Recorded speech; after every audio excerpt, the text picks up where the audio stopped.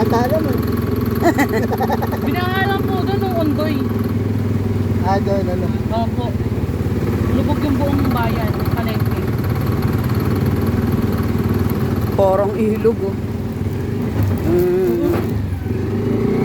Pag di mo kabisado dito.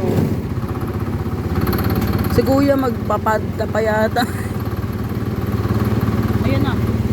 Ayan na nga, natirika na nga. Lubog at tambucho eh.